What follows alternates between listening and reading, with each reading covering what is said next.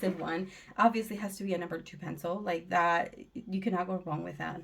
And as far as mechanical, my top, I feel like top favorite, just to write in general, like if I'm writing on my planner or anything, it's usually the G2, Philo G2.07. In these, I think I got a packet for like $8 and it came with like 6 or 5, I can't remember, but they're not that expensive, so they won't break your bank. They won't break your bank. And then I really like this one too, mechanical, and I think my favorite part is because the eraser is really long. Um, so these come with a lid, and I try to keep the lid on, but if my daughter uses it, like the lid will be disappear. And I really try not to use the eraser because I'm like, the eraser's so cute. And it's little. And so I'm like, and then I'll talk about erasers too. But I do like this one because of that. And it is a 0.7. Now, this is a 0.5 actually. 0.5 and 0.7. My daughter swears by this one, and I honestly, not gonna lie, but I'm just like, this and this to me, it's the same, but I have seen, and because you could essentially put the same lead, but I don't know if it's the weight, I don't know what it is, but a lot of people really, like, I've seen a lot of videos where a lot of people really enjoy this pen, but to me, they're, well, these are the same brand, but I don't know what it is, but essentially when I bought it at a store called Blix, and I think it was like $20. So I'm like, ugh. I'm like, are you sure you want to buy it? And her favorite color is blue, so of course she had to have it. And I'm like, okay, well, so I got her this, and I told her she could not lose it, but she actually left it in the living room, and I have claimed it until she can be a little more responsible. Because I'm like, I am not letting you lose. And I told her it's a very special one, so I try to make it seem like super special. And so the next brand, I feel like you can never go wrong with some Faber-Castell's and brand. And H obviously is usually the one that it's almost like the number 2, like HB, like it's the hardness, so it won't smudge as much, but the B kind of does smudge. So that's what in my other sketchbook you guys kind of saw.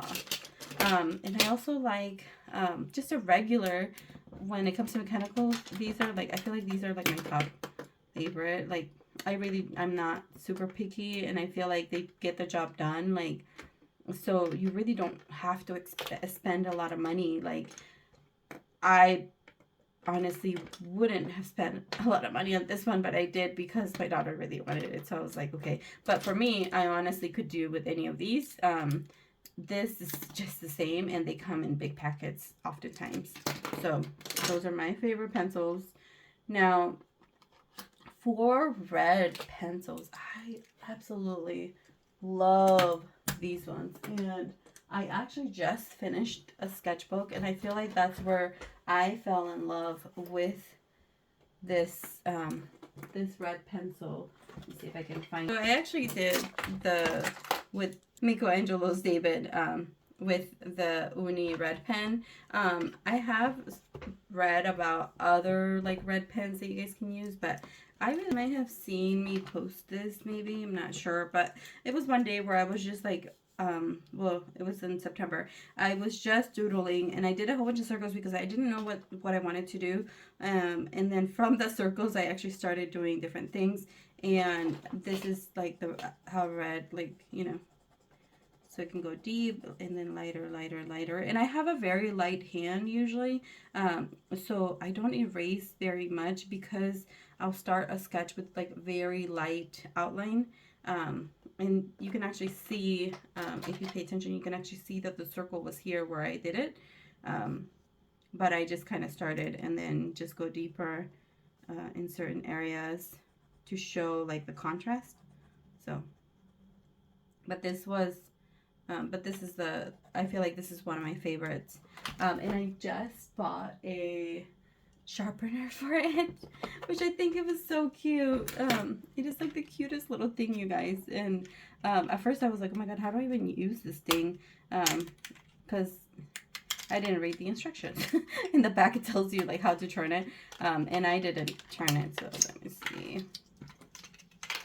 And so you're supposed to like turn it to the side, and then it's like the cutest thing, and then just sharpen right there. See, it's already starting to sharpen it. Hold on, let me pull it out more. And the lead, I brought extra lead because I also don't, look how like it sharpens it really good. But I think these are just like if I got these, I'd be like, they're so cute. And I got the lead for it because I'm like, I am not running out of lead. So I bought one lead, and then I bought three of these because I wanted to keep two, one for my purse and one for my bag. Well, it's the same thing, I guess. One for my bag and one for here in the office. And then the sharpener obviously will stay here. But yeah, and then I do keep this by my desk. And then I gave one to my daughter because she saw when I was drawing it. And then I was telling her how special I felt like it was and how cute it was. And so that is that. Thing is pens.